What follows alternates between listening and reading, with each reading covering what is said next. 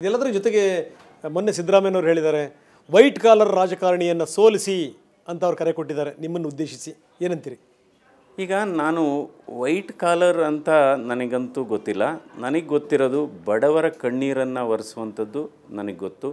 ಅಂದರೆ ಯಾವುದೇ ಒಬ್ಬ ಅಸಹಾಯಕತೆ ಇದ್ದಂಥ ರೋಗಿ ಬಂದಂಥ ಸಂದರ್ಭದಲ್ಲಿ ಅವನಿಗೆ ಅಲ್ಲೇ ಸ್ಥಳದಲ್ಲೇ ಪರಿಹಾರ ಕೊಟ್ಟಿದ್ದೇವೆ. ಅಂದರೆ ನಾನೇ ಹಾಕಿಕೊಂಡ ನನ್ನ ಪರಿಕಲ್ಪನೆಯಲ್ಲಿ ಬಂದಂಥ 3 ಘೋಷವಾಕ್ಯಗಳನ್ನು ನಾನು ನಿಜವಾಗೂ ಪಾಲನೆ ಮಾಡ್ಕೊಂಡ್ಬಂದಿದ್ದೇನೆ. ಯಾವುದು 3 ಈ ಘೋಷವಾಕ್ಯಗಳು ಅಂದರೆ ಚಿಕಿತ್ಸೆ ಮೊದಲು ಹಣ ಪಾವತಿ ನಂತರ, ಎರಡನೇದು ಕಡತಕ್ಕಿಂತ ಪ್ರಾಣ ಮುಖ್ಯ, ಮಾನವೀಯತೆಗೆ ಮೊದಲೇ ಆದ್ಯತೆ. ಈ ಪರಿಕಲ್ಪನೆಯಲ್ಲಿ ನಾನು ಕೆಲಸ ಮಾಡ್ಕೊಂಡ್ಬಂದಿದ್ದೀನಿ. ಹಣ ಇರಲಿ ಇಲ್ಲದೇ ಇರಲಿ, ಅಥವಾ ಅವ್ರ ಹತ್ರ ಡಾಕ್ಯುಮೆಂಟ್ಸ್ ಇರಲಿ ಇಲ್ಲದೇ ಇರಲಿ, ಇನ್ಶೂರೆನ್ಸ್ ಇರಲಿ ಇಲ್ಲದೇ ಇರಲಿ, ಚಿಕಿತ್ಸೆಗೆ ಬಂದಂಥ ತುರ್ತು ಚಿಕಿತ್ಸೆಗೆ ಬಂದಂಥ ರೋಗಿಗೆ ನಾವು ಗುಣಮಟ್ಟದ ಚಿಕಿತ್ಸೆಯನ್ನು ಕೊಡುತ್ತಾ ಬಂದಿದ್ದೇನೆ.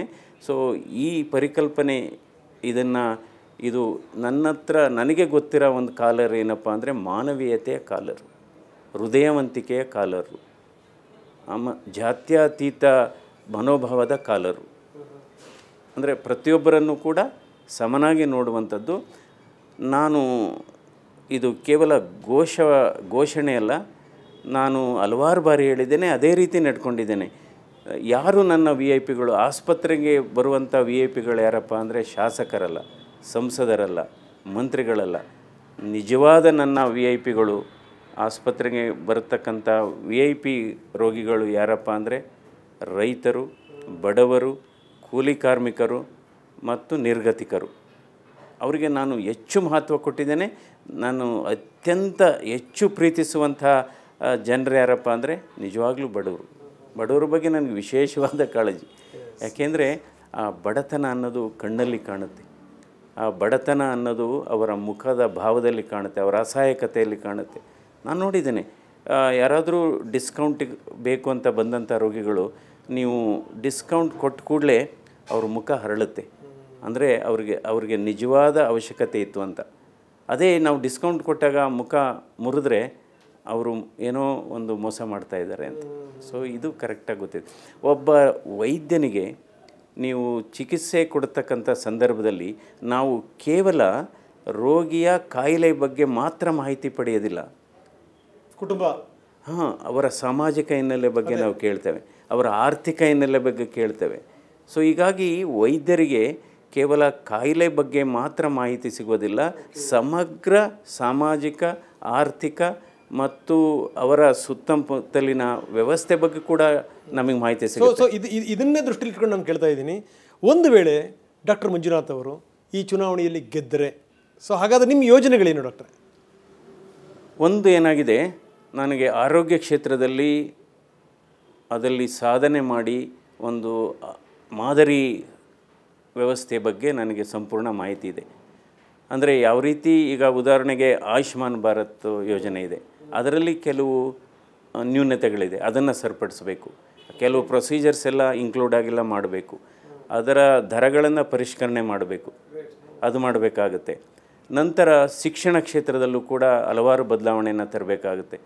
ಇವತ್ತು ಶಿಕ್ಷಣ ಕ್ಷೇತ್ರ ವ್ಯಾಪಾರೀಕರಣ ಆಗಿದೆ, ಅದರಲ್ಲಿ ಯಾವ ರೀತಿ ನಾವು ಸುಧಾರಣೆ ತರಬೇಕು. ಇವತ್ತು ಬಡವರಿಗೆ ಮತ್ತು ಮಧ್ಯಮ ವರ್ಗದವರಿಗೂ ಕೂಡ ಒಂದು ಗುಣಮಟ್ಟದ ಶಿಕ್ಷಣ ರಿಯಾಯಿತಿ ದರದಲ್ಲಿ ಖಾಸಗಿ ಸಂಸ್ಥೆಗಳಲ್ಲೂ ಸಿಗಬೇಕು, ಅದು ಮುಖ್ಯ. ನಂತರ ಇವತ್ತು ನಮ್ಮ ಬೆಂಗಳೂರು ಗ್ರಾಮಾಂತರ ಜಿಲ್ಲೆಗಳಾದಂಥ ರಾಮನಗರ ಆಗ್ಬೋದು, ಮಾಗಡಿ ಆಗ್ಬೋದು, ಚನ್ನಪಟ್ಟಣ ಆಗ್ಬೋದು, ಅಲ್ಲಿ ಹೆಚ್ಚು ರೇಷ್ಮೆ ಬೆಳೆಗಾರರಿದ್ದಾರೆ. ಅಲ್ಲಿ ಹೇಗೆ ನಾವು ರೇಷ್ಮೆ ಬೆಳೆಗಾರರಿಗೆ ಸಹಾಯ ಮಾಡ್ಬೋದು, ಒಂದು ಬೆಂಬಲ ಬೆಲೆಯನ್ನು ಕೊಡ್ತಕ್ಕಂಥ ವ್ಯವಸ್ಥೆ ಮಾಡಬೇಕಾಗುತ್ತೆ, ಮಿನಿಮಮ್ ಸಪೋರ್ಟ್ ಪ್ರೈಸ್. ಅಂದರೆ ಅವರು ಕಷ್ಟದಲ್ಲಿದ್ದು ಅವ್ರ ಕಾಡಿ ಬೇಡ್ದಾಗ ಕೊಡೋಂಥ ವ್ಯವಸ್ಥೆ ಇಲ್ಲ, ಬಜೆಟಲ್ಲೇ ಬರಬೇಕದು. ರೆಗ್ಯುಲರ್ ಬಜೆಟಲ್ಲೇ ಮಿನಿಮಮ್ ಸಪೋರ್ಟ್ ಪ್ರೈಸ್ ಅಂತ ಬಂದರೆ ಏನಾಗುತ್ತೆ, ಆಟೋಮ್ಯಾಟಿಕ್ಕಾಗಿ ಅವ್ರಿಗೆ ಅವಶ್ಯಕತೆ ಇದ್ದಾಗ ರಿಲೀಸ್ ಆಗೋದು ಈಸಿ ಆಗುತ್ತೆ. ಆ ರೀತಿ ಮಾಡಬೇಕಾಗುತ್ತೆ. ಮತ್ತು ನೀರಿನ ಸಮಸ್ಯೆಗಳು ಕೂಡ ಇದೆ. ಯಾವ ರೀತಿ ನಾವು ನೀರಿನ ಸಮಸ್ಯೆ ಬಂದಂಥ ಸಂದರ್ಭದಲ್ಲಿ ನಾವು ಎಲ್ಲ ಒಟ್ಟಾಗಿ ಅದನ್ನು ನಾವು ಅಡ್ರೆಸ್ ಮಾಡಬೇಕಾಗುತ್ತೆ. ಅದರಲ್ಲಿ ಯಾವುದೇ ಒಂದು ರಾಜಕೀಯ ಮಾಡಲಿಕ್ಕೆ ಹೋಗಬಾರ್ದು. ಆ ರೀತಿ. ನಂತರ ಇವತ್ತು ಎಕ್ಸ್ಪ್ರೆಸ್ ಹೈವೇಸಲ್ಲಿ ನೋಡ್ಬೋದು, ಇವತ್ತು 13ರಷ್ಟು ಸಾವುಗಳು ಇವತ್ತು ಅಪಘಾತದಿಂದ ಆಗ್ತಾಯಿದೆ. ಅದರಿಂದ ಕೇವಲ ಈ ಭಾಗದಲ್ಲ, ರಾಷ್ಟ್ರಾದ್ಯಂತ ಪ್ರತಿ 100 ಅಥವಾ 125 ಕಿಲೋಮೀಟ್ರಿಗೆ ಒಂದು ಟ್ರಾಮಾ ಕೇರ್ ಸೆಂಟರ್ ಬರಬೇಕಾಗುತ್ತೆ. ಯಾಕೆಂದರೆ ಆಕ್ಸಿಡೆಂಟ್ ಆದ ಸಂದರ್ಭದಲ್ಲಿ ಈ ಗೋಲ್ಡನ್ ಅವರಲ್ಲಿ ಅವರಿಗೆ ಚಿಕಿತ್ಸೆ ಸಿಗಬೇಕಾಗುತ್ತೆ.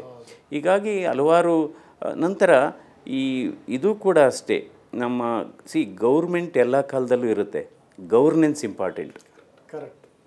ಕರೆಕ್ಟ್. ಹಾಗೆಯೇ ಈಗ ಸಾರ್ವಜನಿಕ ಯಾವಾಗ ಗೌರ್ನೆನ್ಸ್ ಇದೆ ಅಂದರೆ, ಒಂದು ಯಾವುದೇ ಒಬ್ಬ ಸಾಮಾನ್ಯ ವ್ಯಕ್ತಿ ಯಾವುದೇ ಇಲಾಖೆಗೆ ಹೋದಾಗ ಅವನ ಕೆಲಸ ಸರಾಗಾಗಿ ಆಗಬೇಕು, ಯಾವುದೇ ಒಂದು ಶಿಫಾರಸ್ಸು ಇಲ್ಲದೇ, ಆವಾಗ ಗೌರ್ಮೆಂಟ್ ಜೊತೆಗೆ ಗೌರ್ನೆನ್ಸ್ ಇದೆ ಅಂತ.